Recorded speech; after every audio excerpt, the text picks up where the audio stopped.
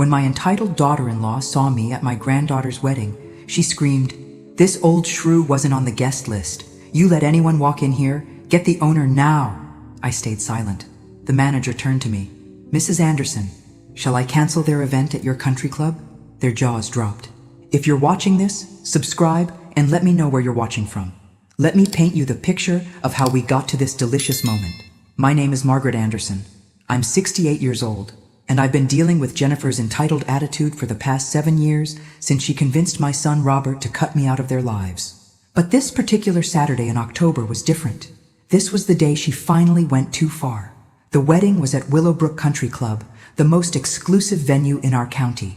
Crystal chandeliers, marble floors, and a reputation that took generations to build. My granddaughter Emma had dreamed of having her wedding there since she was 12.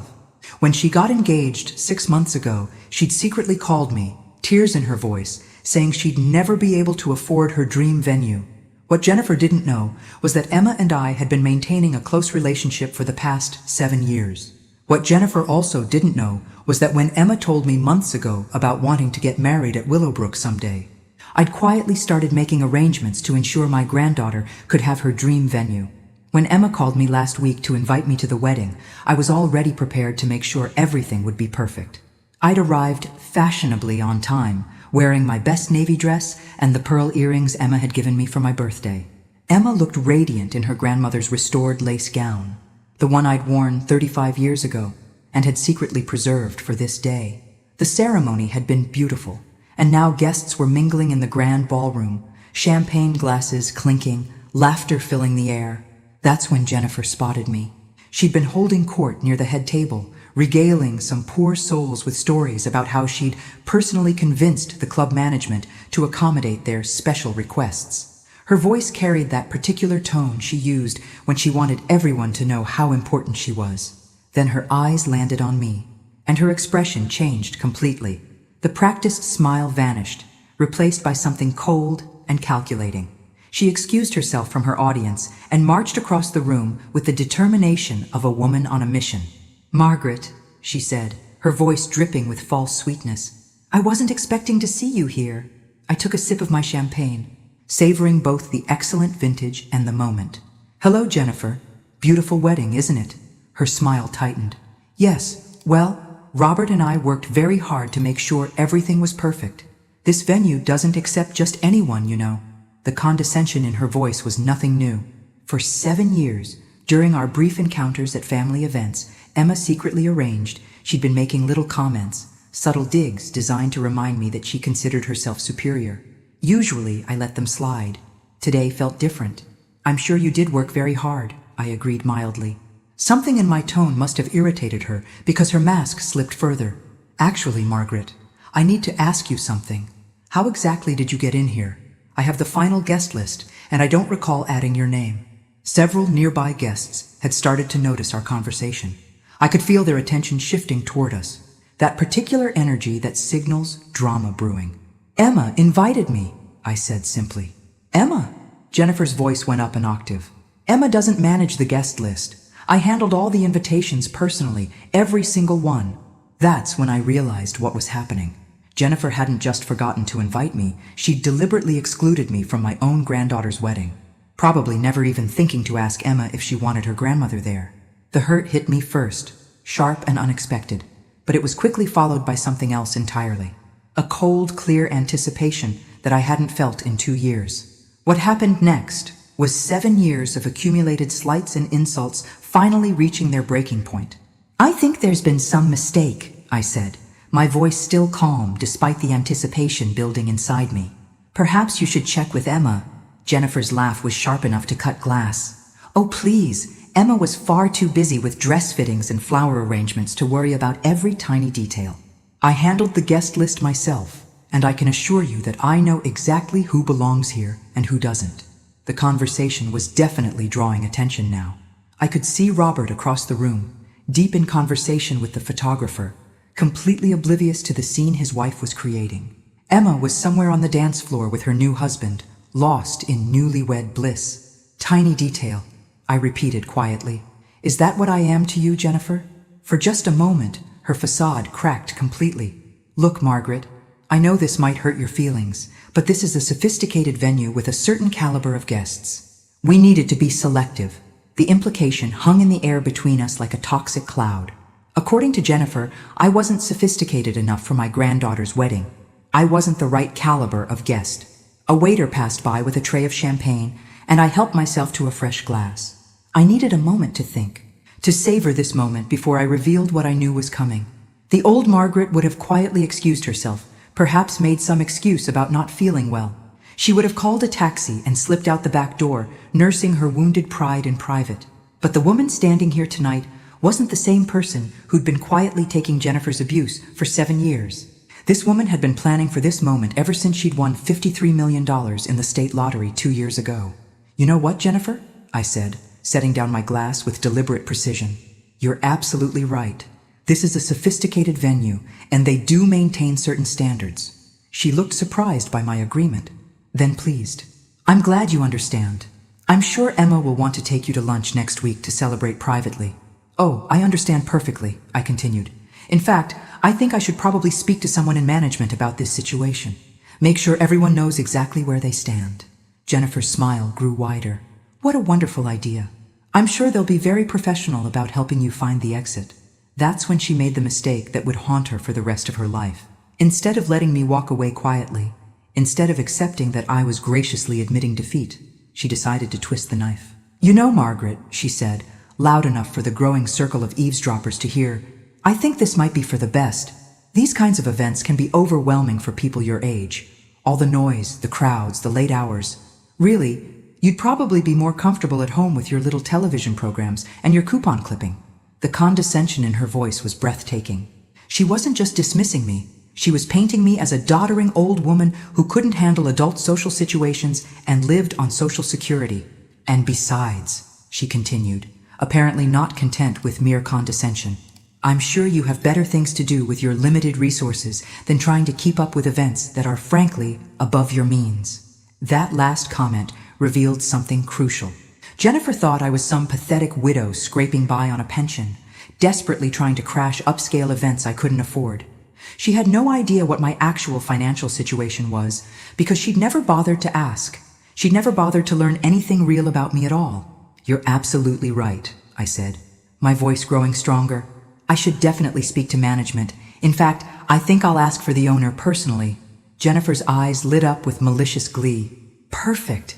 I'm sure they'll sort this out quickly. I'll even help you find them. She turned to wave over one of the formally dressed staff members, a young man who was clearly trying to pretend he hadn't been listening to our entire conversation. Excuse me, Jennifer called imperiously. We need to speak to whoever's in charge here. There's been a gate-crashing situation that needs immediate attention. The staff member whose name tag read Marcus approached reluctantly, his professional smile not quite hiding his discomfort with the situation.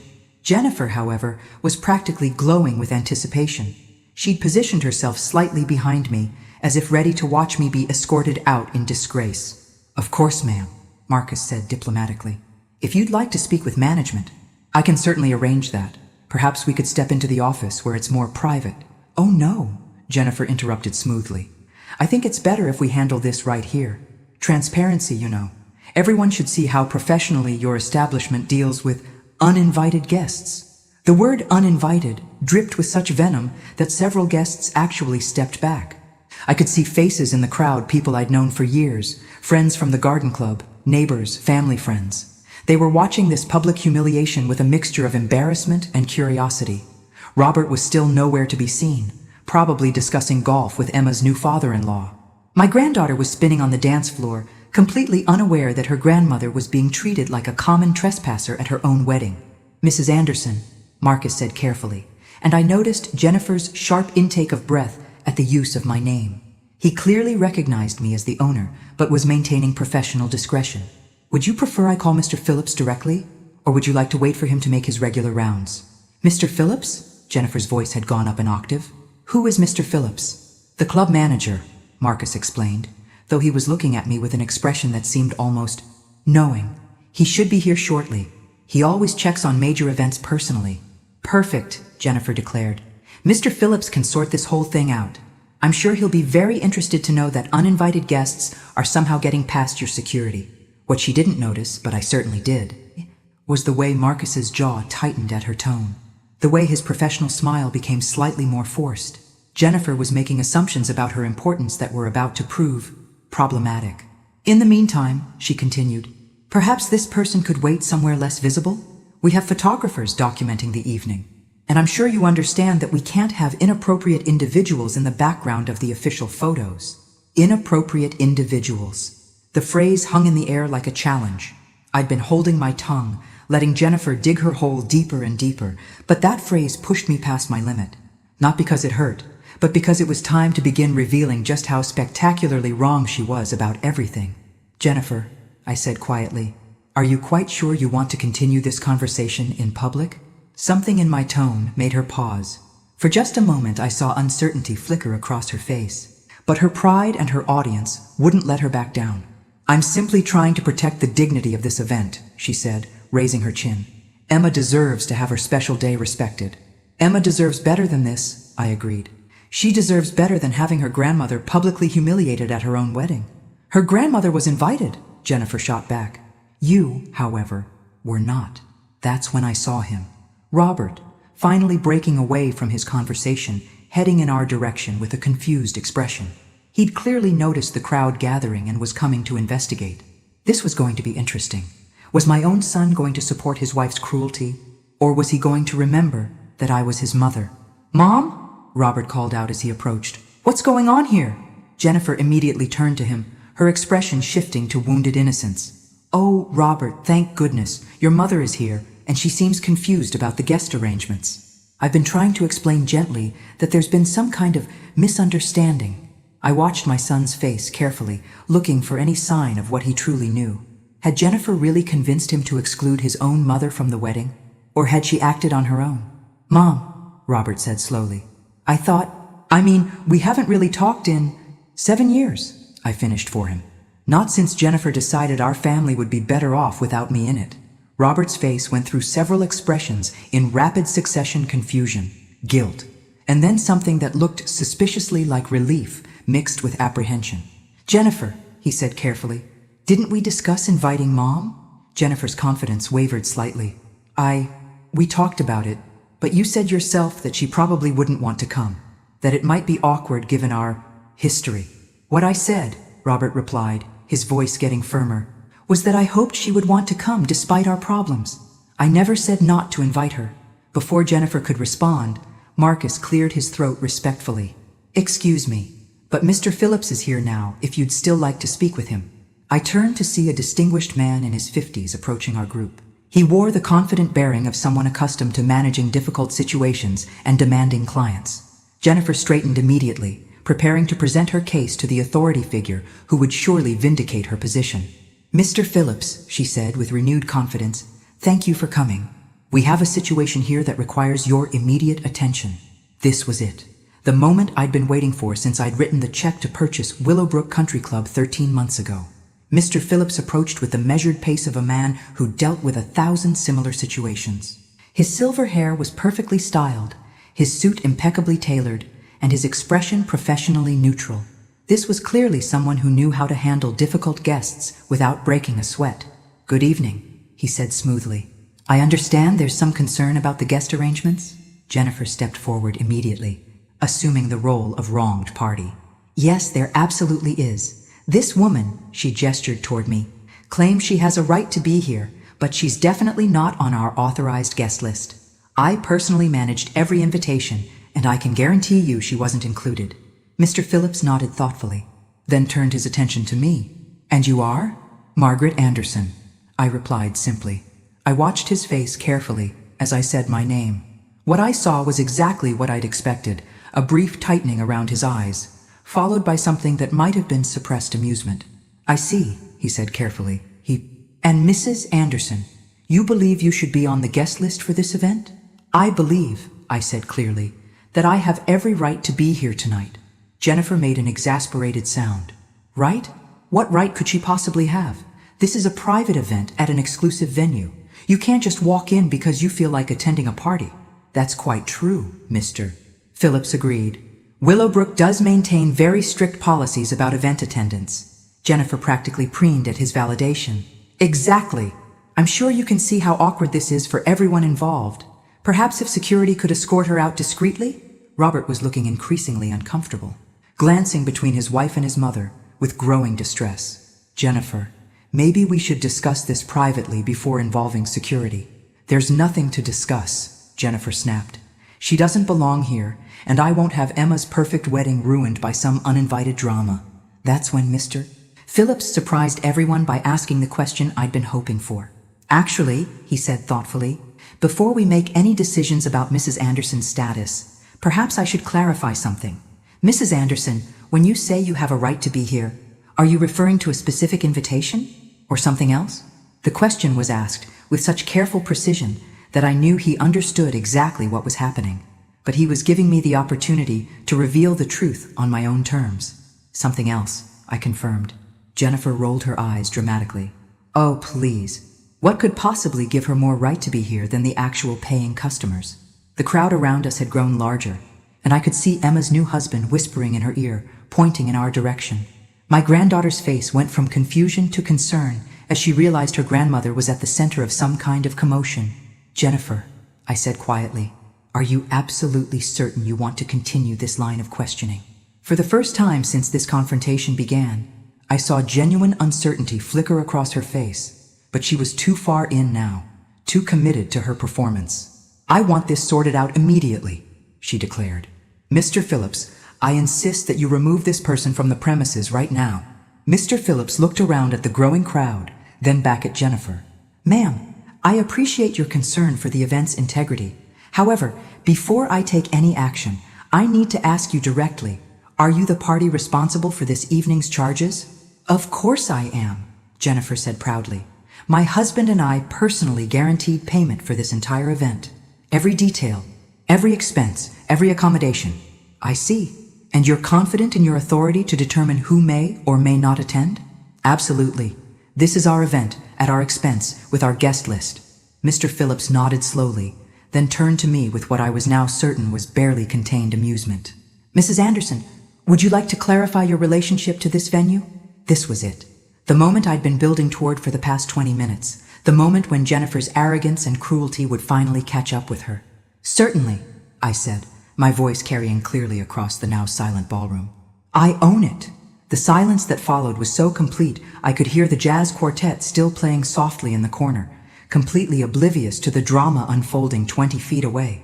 Jennifer's face went through several expressions in rapid succession: confusion, disbelief, and then a growing horror as the implications began to sink in. You, what? She whispered. I own Willowbrook Country Club, I repeated, louder this time. I bought it last year after I won the lottery. Robert's face had gone completely white. Mom, what are you talking about? 2 years ago, I won $53 million in the state lottery. I didn't tell anyone because I wanted to see who would love me for myself, not my money. When the previous owner had a heart attack and needed to sell quickly, I saw an opportunity to make a smart investment. I gestured around the beautiful ballroom with its crystal chandeliers and marble floors. Every detail you've been admiring tonight, Jennifer, I own it. Every sophisticated element you've been bragging about, I paid for it. Jennifer was staring at me as if I'd grown a second head. That's impossible. You live in that little house on Maple Street. You drive a 10-year-old Honda. You shop with coupons. I live modestly because I choose to, I replied calmly. Amazing how differently people treat you when they think you're just a poor widow, isn't it? The transformation on Jennifer's face was extraordinary to watch. The smug confidence melted away like ice cream in August, replaced by a dawning realization of just how catastrophically she'd miscalculated. You're lying, she said weakly. This is some kind of joke. Mr. Phillips pulled out his phone with practiced efficiency. Would you like me to show her the ownership documents, Mrs. Anderson? Or perhaps the account information showing tonight's charges? The account information will be sufficient, I said graciously. He tapped his screen a few times, then held it out toward Jennifer.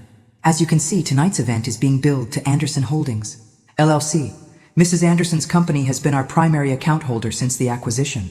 Jennifer stared at the screen like it was written in hieroglyphics. But Robert arranged everything. The booking, the payments, the menu selections. Actually, Robert said slowly, his voice barely above a whisper. When I called to make the reservation, they told me the event was already pre-approved and they were waiting for the final head count. That's because I authorized it, I explained patiently. When Emma called me crying about her dream wedding, I made sure everything would be perfect for her special day. You authorized it, Jennifer repeated mechanically. I also waived the standard facility fee, upgraded the catering package, and personally selected the vintage champagne you've been enjoying all evening. Each word landed like a physical blow. Jennifer's mouth opened and closed several times, but no sound emerged. Robert looked stricken. Mom, why didn't you tell us? I wanted Emma to believe that her parents had made this magical day happen, I replied.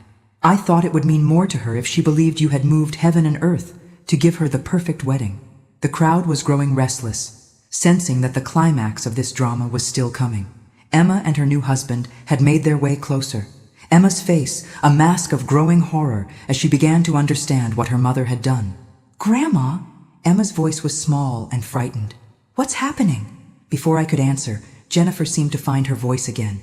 This is ridiculous. Even if you do own this place, that doesn't give you the right to crash our private event.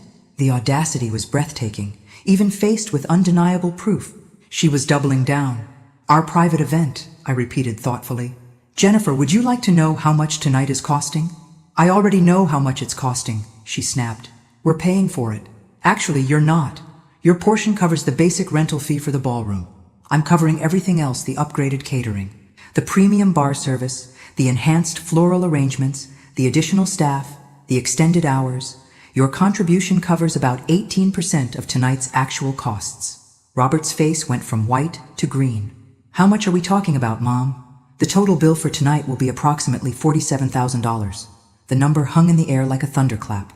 Your portion, I continued calmly, is $8,500. I'm covering the remaining $38,500 as a gift to Emma. Jennifer was shaking her head frantically. No, that's not right. We budgeted $15,000 for the venue. The manager told us that covered everything. Mr. Phillips told you that $8,500 covered the basic rental, I corrected. I believe there may have been some miscommunication about what everything included. Mr. Phillips stepped forward diplomatically. When Mr. Anderson called to book the event, I explained that Mrs. Anderson had already approved enhanced services for her granddaughter's wedding. The pricing he was quoted reflected only the portion not covered by Mrs. Anderson's account. But we thought, Robert started, then stopped, the full picture finally becoming clear. You thought you were the big shots who'd secured the impossible booking through your own influence and wealth, I said gently. And I let you think that, because I wanted Emma to be proud of what her parents had accomplished. Emma was crying now, though whether from embarrassment or gratitude, I couldn't tell. Grandma, I'm so sorry. I had no idea they hadn't invited you properly. You have nothing to apologize for. Sweetheart, this is your special day, and nothing that's happened here changes how beautiful you look or how much we all love you. But Jennifer wasn't finished. Even cornered, even humiliated, she wasn't ready to surrender. Fine, she said, her voice sharp with desperation. So you own the place. That doesn't change the fact that you weren't invited. This is still our family event, and we still have the right to decide who attends. The legal implications of what she was suggesting sent a murmur through the crowd. She was essentially arguing that paying for an event at a venue gave her the right to exclude the venue's owner. Mr. Phillips looked positively alarmed. Ma'am, I'm not sure that's exactly how venue rental agreements work. Actually, I said thoughtfully, she raises an interesting point. Jennifer believes that paying for an event gives her absolute authority over the guest list, even if it means excluding family members. I looked around at the crowd, making sure everyone was listening carefully. So let me ask you this, Jennifer. If paying for an event gives someone the right to control the guest list, and I'm paying for 82% of tonight's costs, what exactly do you think that means for your authority? The mathematical reality of the situation hit Jennifer like a freight train. If payment determined authority, then her $8,000 contribution gave her exactly 18% control over tonight's decisions. And 18% wasn't nearly enough to exclude the person covering the other 82%. That's not, you can't, she stammered, finally understanding that she'd been arguing from a position that completely undermined her own authority. Can't what? I asked mildly. Can't attend an event I'm paying for at a venue I own? I'm curious about the logic there. Robert stepped forward, his face flushed with embarrassment. Mom, I think there's been a massive misunderstanding. Jennifer, why don't we... No, Jennifer cut him off, her voice rising to a pitch that was definitely going to be audible on someone's wedding video. I don't care who owns what or who paid for what. She wasn't invited, and that should be the end of it. The irony was becoming almost painful to watch. Jennifer had started this confrontation by publicly humiliating me about not belonging at a sophisticated venue. Now she was essentially arguing that ownership and payment were irrelevant to attendance rights. You know what? I said, pulling out my phone. You've raised such an interesting legal question that I think we should get an expert opinion. I scrolled through my contacts and tapped on a familiar name. Harold? Yes, it's Margaret. I'm sorry to bother you on a Saturday evening, but I have a fascinating contract law question for you. Harold Peterson had been my attorney for 20 years and was probably enjoying a quiet dinner with his wife. But as one of the state's most respected contract lawyers, he'd find this situation academically interesting. I'm at a venue I own for an event I'm 82% funding. I continued loudly enough for everyone to hear. One of the other parties is arguing that their 18% contribution gives them the right to exclude me from attendance. Could you clarify the legal standing of that position? I could hear Harold's laughter through the phone. Margaret, please tell me you're not in the middle of some kind of contract dispute at a social event. Actually, I'm at Emma's wedding, and it's becoming quite educational. Put me on speaker, Harold said immediately. This I have to hear. I obliged, and Harold's voice rang out clearly in the increasingly silent ballroom. Good evening, everyone. I'm Harold Peterson, Mrs. Anderson's legal counsel. Would someone like to explain this situation to me? Jennifer looked like she was about to faint, but her pride wouldn't let her back down. Mr. Peterson, I'm Jennifer Anderson. My husband and I paid for this event, and we have the right to control the guest list. This woman, she gestured at me with visible disdain, was not invited. I see, Harold said thoughtfully. And Mrs. Anderson, what's your position? I own the venue, and I'm covering 82% of the event costs. Jennifer is arguing that her 18% contribution gives her authority to exclude me. The silence that followed was so profound, I could hear Harold typing on his keyboard. Mrs. Anderson, he said finally, in my professional opinion, Mrs. Jennifer Anderson's position is not only legally baseless, but potentially actionable. If she attempts to exclude you from an event you're funding at a venue you own, she could potentially be liable for harassment, trespassing on commercial property, and interference with business operations. Jennifer's face had gone from red to white to an alarming shade of green. However, Harold continued, I would recommend resolving this matter diplomatically rather than pursuing legal remedies. Family gatherings rarely benefit from litigation. Thank you, Harold, I said sweetly. That clarifies things beautifully. I ended the call and looked around at the assembled crowd. Emma was still crying, though now she looked more relieved than distressed. Robert appeared to be seriously reconsidering some of his life choices, and Jennifer looked like she was calculating the fastest route to the nearest exit. So, I said conversationally, now that we've established the legal framework, perhaps we can move forward with the evening. But I wasn't quite finished with Jennifer yet. 7 years of being treated like an unwanted burden had built up a substantial debt of justice, and tonight seemed like an excellent time to collect. Jennifer, I said, my voice carrying the authority of someone who'd just been confirmed as holding all the cards. Before we continue with the festivities, I think we should address a few things. She looked at me with the expression of someone who just realized they were trapped in a room with no exits. First, I'd like you to apologize to Emma for creating this scene at her wedding. Grandma, you don't have to, Emma started. Yes, I do, I said firmly. Your mother chose to turn your reception into a public spectacle rather than handle a simple misunderstanding with grace. That was selfish and cruel. Jennifer's mouth opened, but no words came out. Second, I continued, you owe every guest here an apology for subjecting them to this embarrassing display instead of simply asking quiet questions about perceived problems. The crowd was watching this unfold with the fascination of people witnessing something they'd never see again. And third, I said, my voice growing softer but more dangerous, you owe me an apology for 7 years of treating me like an inconvenient burden instead of recognizing that I'm the woman who's been quietly supporting your family in more ways than you ever bothered to discover. That's when Jennifer finally found her voice again. And what came out revealed exactly who she really was underneath all the pretense and performance. I don't owe you anything, she hissed. Rich or poor, you're still a meddling old woman who can't accept that your son has a new family now. The gasp from the crowd was audible, even by Jennifer's standards. This was shockingly cruel. But for me, it was perfect, because it finally showed everyone exactly who they were dealing with, and it gave me the justification I needed for what I was about to reveal next. Jennifer's words hung in the air like a toxic cloud. Rich or poor, you're still a meddling old woman who can't accept that your son has a new family now. The collective intake of breath from our audience was audible, but what followed was something I hadn't expected. Scattered applause. Not sarcastic clapping, but genuine appreciation from guests who'd apparently been waiting years for someone to finally call Jennifer out on her behavior. "Well," I said calmly, "that certainly clarifies your position. And you know what, Jennifer? You're absolutely right about one thing. I am a meddling old woman. I've been meddling in your life for the past 2 years, and you never even noticed." Her expression shifted from defiant to confused. "What are you talking about?" "I'm talking about the $42,000 I've quietly transferred to your joint account since I won the lottery. Every time Robert mentioned you were temporarily tight on money, every time he worried about making ends meet, I meddled by making deposits through my investment firm so my son wouldn't stress about finances." Robert's face went completely pale. "Mom, what deposits?" "The ones your bank statements show as portfolio returns and dividend payments." "Jennifer, didn't you ever wonder why your investments were performing so remarkably well during economic uncertainty?" I could practically see the wheels turning in Jennifer's head as she tried to calculate how much of their comfortable lifestyle had been secretly subsidized by the woman she'd just publicly insulted. "I also meddled by paying off Emma's student loans when you two were struggling with that house payment. You know, the house that was $30,000 over your budget? The one Jennifer convinced you was an investment in our future?" Emma gasped. "Grandma, you paid off my loans?" "Every penny."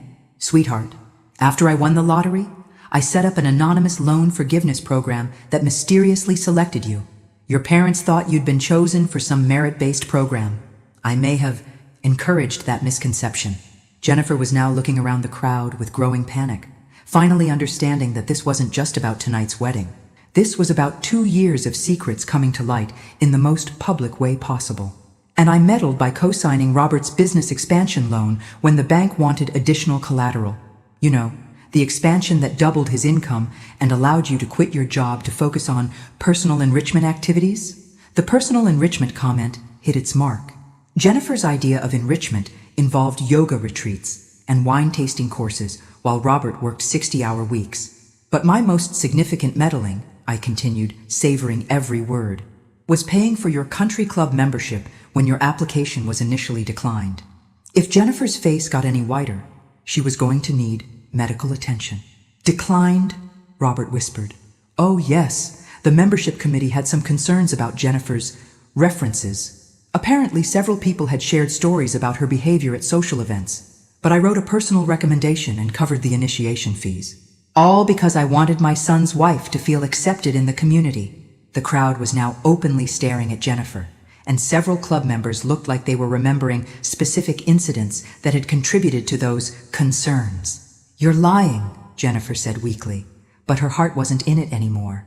"Mr. Phillips," I called out, "would you mind confirming when the Anderson family membership fees were last paid?" He consulted his phone again. "The account shows payments through 2026, prepaid by Anderson Holdings, LLC in January." "So even your precious country club membership, the one you've been bragging about all evening, was paid for by the meddling old woman you just insulted in front of everyone." That's when Jennifer made her biggest mistake of the evening. Instead of apologizing, instead of recognizing that she was completely outmatched, she decided to go nuclear. "Fine!" she screamed, loud enough to stop the band mid-song. "You want to play games with money? Let's see how you feel when Robert chooses between his manipulative mother and his wife." She grabbed Robert's arm and started pulling him toward the exit. "We're leaving. Right now. And if you ever want to see your grandchildren again, you'll stop this public humiliation immediately." Robert resisted her pull, looking back and forth between his wife and his mother with obvious anguish. "Jennifer, please, let's just calm down and—" "No!" she shrieked. "I'm done being manipulated by this woman. Choose, Robert, right now, your wife and children or her." The ultimatum hung in the air like a loaded gun. Jennifer had just demanded that my son choose between his family and his mother at his daughter's wedding, in front of 100 witnesses. But what she didn't know was that ultimatums only work when you actually hold the power position. The silence in the ballroom was deafening. Even the waitstaff had stopped moving, frozen by the drama unfolding before them. Emma was crying openly now, her perfect wedding day turning into a nightmare of family destruction. Robert stood paralyzed between his wife and his mother, his face a mask of anguish. I almost felt sorry for him. Almost. "Well, Robert?" Jennifer demanded, her voice shrill with hysteria. "Are you going to let your mother continue manipulating our family, or are you going to stand by your wife?" Before Robert could answer, I stepped forward. "Actually, Jennifer, since you're so fond of ultimatums, let me give you one of my own." Her eyes widened, but she was too far gone to back down now. "You have two choices," I said, my voice carrying clearly across the silent room. "You can apologize to everyone here for the scene you've created. Thank me graciously for supporting your family all these years, and we can finish Emma's wedding like civilized people." I paused, letting the first option sink in. "Or you can continue this tantrum, and I can show everyone exactly what happens when you bite the hand that's been feeding you for 2 years. "What's that supposed to mean?" Jennifer snapped. I pulled out my phone again and opened my banking app. "It means I can cancel every automatic transfer, every account subsidy, and every financial arrangement I've made on your behalf. Tonight, right now, while everyone watches." Robert's face went from pale to gray. "Mom, please." "Oh, I'm not finished," I continued, warming to my theme. "I can also call the mortgage company on Monday and explain that the cosigner wants to review the terms of her guarantee. I wonder how they'll feel about your payment history once my backing is removed." Jennifer was shaking now, finally understanding the precarious foundation their entire lifestyle was built on. "And then there's the country club membership. I imagine the board would be very interested to learn about tonight's behavior, especially since the membership agreement includes clauses about conduct reflecting on the club's reputation." "You wouldn't," Jennifer whispered. "Wouldn't I?" I asked mildly. "You just publicly called me a manipulative old woman and demanded that my son choose between his wife and his mother at my granddaughter's wedding, which I paid for, at a venue I own." The crowd was watching this unfold with the fascination of people witnessing a masterclass in controlled destruction. "But wait," I said, as if I'd just remembered something delightful. "There's more." I scrolled through my phone contacts and found another number. "Jennifer, you remember Dr. Harrison, don't you? Robert's business partner?" Her face went even whiter, if that was possible. "Funny story about that partnership. When Robert wanted to expand the practice but couldn't qualify for the business loan, Dr. Harrison wasn't comfortable taking on all the financial risk himself.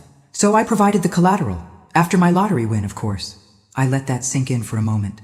If I were to call Dr. Harrison right now and explain that I need to reassess my investment in the practice due to family issues, well, partnerships can be so fragile, can't they? Robert looked like he was about to be sick. "Mom, you can't be serious." "Oh, I'm absolutely serious. Your wife seems to think I'm a powerless old woman she can abuse publicly without consequences. I'm simply clarifying the actual power dynamics in our relationship." Emma suddenly stepped forward, her wedding dress rustling as she moved. "Stop. All of you, just stop." Everyone turned to look at her, this beautiful young woman whose special day had been destroyed by adult petty politics. "Mom," Emma said, looking directly at Jennifer, "apologize to Grandma, right now." "Emma, sweetheart, you don't understand," Jennifer started. "I understand perfectly," Emma interrupted, her voice stronger than I'd ever heard it. "I understand that Grandma paid for my education, helped with your house, supported Dad's business, and paid for this wedding. I understand that you just publicly humiliated the woman who's been supporting our family for years. And I understand that if you don't apologize right now, you're going to destroy what's left of this family." Jennifer looked around the room desperately, searching for an ally, but finding only faces filled with disapproval and disgust. "And if you think," Emma continued, "that I'm going to let you use me and my future children as weapons against Grandma, you're insane. She's been nothing but loving and generous, and you've been treating her like garbage." That's when Robert finally found his spine. "Jennifer," he said quietly, "apologize to my mother. Now." The word "now" carried the weight of 2 years of suppressed frustration and mounting realization of what his wife had really been doing to his family. But Jennifer had one more card to play, and she was desperate enough to use it. "Fine," she said, her voice cold as winter. "But before I apologize for anything, I think everyone should know the whole truth about your precious Margaret." The threat in Jennifer's voice was unmistakable, and I felt a chill of apprehension. After 7 years of estrangement, she didn't know much about my recent life, but she might know things about my past that could be damaging if twisted the right way. What truth would that be, Jennifer? I asked calmly, though my heart was racing. She smiled, and it was the ugliest expression I'd ever seen on a human face. The truth about why you really do all this financial manipulation. It's not generosity, Margaret. It's control.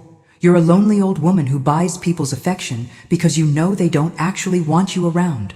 The words hit like physical blows because they contained just enough truth to sting.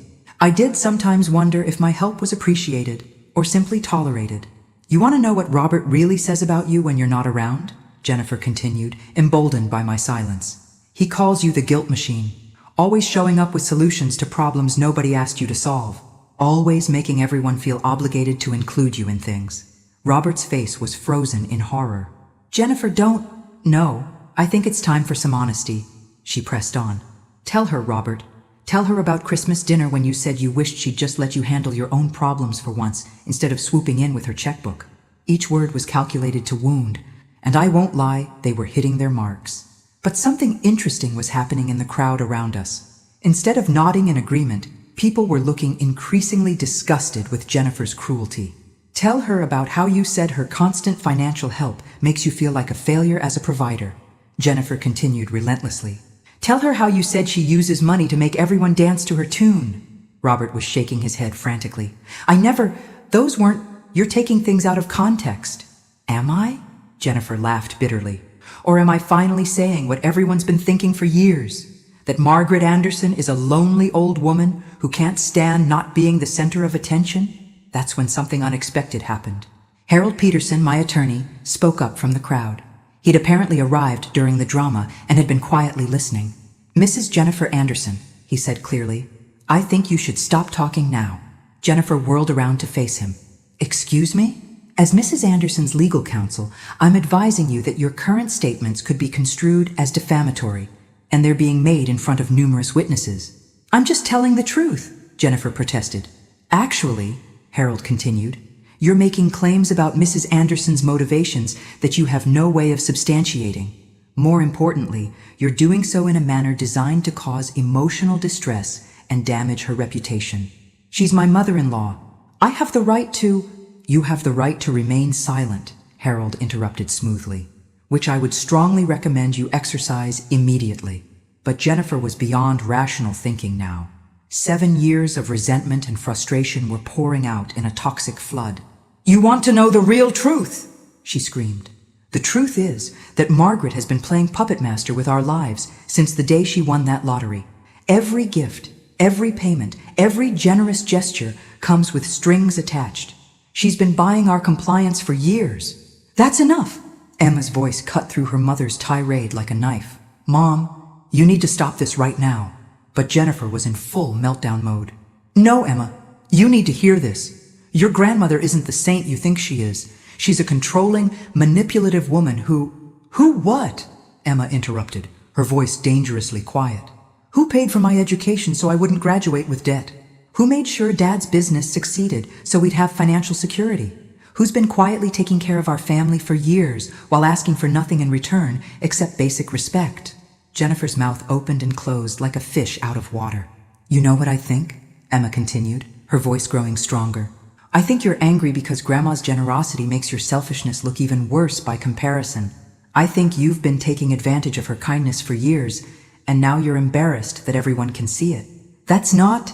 Jennifer started. It is exactly that, Robert said quietly, finally speaking up. Emma's right. Mom, I owe you an apology. A huge one. He turned to face me directly. I never said those things, Jennifer claimed. At least, not the way she presented them. Yes, I sometimes felt uncomfortable accepting your help, but not because I didn't appreciate it, because I felt like I should be able to provide for my family without my mother's assistance. He took a shaky breath. And yes, there were times when I wished I could give you things instead of the other way around. But that was about my pride, not about your motivations. Jennifer was staring at her husband like he'd grown a second head. Robert, what are you doing? I'm telling the truth, he replied. Something you seem to have forgotten how to do. That's when I noticed something that made my heart stop. Emma's new husband was recording everything on his phone. and based on the number of other devices I could see pointed in our direction, this entire confrontation was being documented by multiple people. In about 12 hours, Jennifer's meltdown was going to be viral. But first, she had one more grenade to throw. The crowd had grown uncomfortably large now, with people from other events in the building drifting over to see what the commotion was about. The jazz quartet had given up all pretense of playing background music and was openly watching the drama unfold. Jennifer stood in the center of it all. Mascara streaked down her cheeks, her carefully styled hair now disheveled from running her hands through it in frustration. She looked like a woman who'd lost everything and was determined to take everyone down with her. "Fine!" she shrieked, her voice cracking with desperation. "You want the truth? The real truth? Margaret, your precious son has been lying to you for months." Emma moved closer to her new husband, who immediately put a protective arm around her. Whatever was coming, they both sensed it was going to be bad.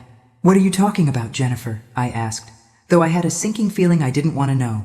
"I'm talking about the phone calls," she said, her eyes wild with malicious glee.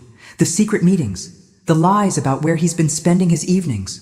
Robert's face went completely white. "Jennifer, what are you doing?" "I'm telling your mother that her precious son has been having an affair," she screamed, loud enough to be heard in the parking lot. The gasp from the crowd was audible. Emma made a sound like she'd been punched in the stomach, and her new husband looked like he was ready to physically remove Jennifer from the premises. "That's not true," Robert said, but his voice lacked conviction. "Isn't it?" Jennifer spun to face him, tears streaming down her face. "Then explain the late nights at the office with Sarah. Explain the phone calls you take in the garage. Explain the receipts I found for dinners at restaurants we've never been to together." The accusations hung in the air like poisonous smoke.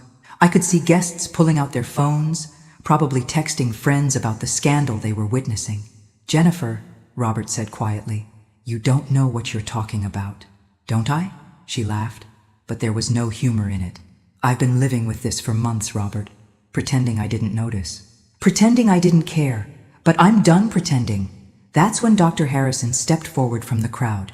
I hadn't noticed him arrive, but he'd apparently been watching this disaster unfold from the sidelines. "Actually, Robert," he said clearly, "I think I can clarify this situation." All eyes turned to him, and I could see Jennifer's triumphant expression begin to waver. "Mrs. Anderson," Dr. Harrison said, addressing Jennifer directly, "you're absolutely right about Robert meeting with Sarah. They have been having secret conversations and making plans behind your back." Jennifer's face lit up with vindication, but Dr. Harrison wasn't finished. "However, those meetings weren't about an affair. They were about planning a surprise party for your 10th wedding anniversary next month. Sarah was helping Robert coordinate with the travel agent because her sister works for the company you used for your honeymoon." The silence that followed was so complete you could have heard a pin drop in the next county. "A surprise party?" Jennifer's voice was barely a whisper. "Robert wanted to recreate your honeymoon trip to Italy," Dr. Harrison continued gently. "Sarah was helping him coordinate with the travel agent and the hotel where you stayed. The late nights at the office were him working extra hours to afford the trip without asking his mother for help again." Robert was staring at his wife with a mixture of heartbreak and disbelief. "Jennifer, how could you think I would cheat on you? How could you think I would do that to our family?" I, Jennifer stammered, finally beginning to understand the magnitude of what she'd just done. "The dinners at restaurants?" Robert continued, his voice breaking. "Those were meetings with the travel agent and the hotel coordinator. I was trying to surprise you with the most romantic anniversary you'd ever had." Emma was crying again, but now it seemed to be from grief rather than anger. "Mom, how could you destroy everything like this?" "I didn't mean," Jennifer started, but the words died in her throat as she looked around at the faces surrounding her. Disgust, pity, and disappointment reflected back at her from every direction. That's when I realized something that changed everything. Jennifer wasn't evil. She was deeply, profoundly broken. Years of feeling inadequate had twisted her perception until she saw threats everywhere and kindness nowhere. But understanding her pain didn't excuse the damage she'd just done to my family. "Jennifer," I said quietly, "I think you need to get some help." She looked at me with red, swollen eyes. "What?" "Professional help. Therapy, counseling. Something to deal with whatever has been making you so unhappy that you destroy your own family rather than accept kindness from someone who loves you." The ballroom had grown quiet, except for the soft sound of Jennifer's sobbing. Guests were starting to drift away, probably heading home to call their friends and family about the most dramatic wedding reception they'd ever witnessed. Emma stood in the center of it all, still beautiful in her grandmother's lace dress, but with tears in her eyes that had nothing to do with joy. Her wedding day had been ruined by her mother's paranoia and cruelty, and everyone knew it. "I'm sorry," Jennifer whispered, finally looking at me directly. "I'm sorry for tonight. I'm sorry for the past 7 years, and I'm sorry for being too proud and insecure to see what you were trying to do for our family." "I accept your apology," I replied. "But Jennifer, sorry isn't enough. You need to do the work to figure out why you've been so unhappy and why you chose to take it out on people who care about you." She nodded, tears starting again. "I will. I promise I will." Robert approached his wife carefully, like someone approaching a wounded animal. "Jennifer, we need to talk, seriously, about everything. About us, about our marriage, about getting help." "I know," she said quietly. "I know I messed up. I know I've been difficult. I just felt like everyone was moving on without me, like I didn't matter to anyone anymore." That's when Emma surprised everyone by walking over and hugging her mother. "Mom," she said softly, "you matter to me. You matter to Dad. You even matter to Grandma, even after everything you've put her through. But you have to stop pushing away everyone who tries to love you." I watched this moment of reconciliation with mixed feelings. Part of me was proud of Emma for showing grace under pressure. Part of me was concerned that Jennifer would interpret forgiveness as permission to continue her behavior. But then Emma turned to address the remaining guests. "Ladies and gentlemen," she said, her voice carrying clearly across the ballroom, "I want to thank you all for being here tonight to celebrate my marriage to David. This evening hasn't gone exactly as planned, but it's taught me something important about family." She looked at me with such love and gratitude that my heart swelled. Family isn't about who pays for what or who owes whom. It's about who shows up for each other, especially when things get difficult. And my grandmother has been showing up for our family for years, even when we didn't deserve it. The remaining guests began to applaud, and I felt tears prick my eyes. "So while tonight has been educational," Emma continued with a slight smile, "I want everyone to know that I couldn't be happier to be married to David, and I couldn't be more grateful to have a grandmother who taught me what real love looks like." As the evening wound down and guests began to leave, Jennifer approached me one more time. "Margaret," she said softly, "I don't expect forgiveness. I don't even know if I deserve it, but I want you to know that I'm going to get help. Real help. And I'm going to do whatever it takes to make things right with this family." "That's a start," I replied. "But Jennifer, actions matter more than words. Show us. Don't tell us."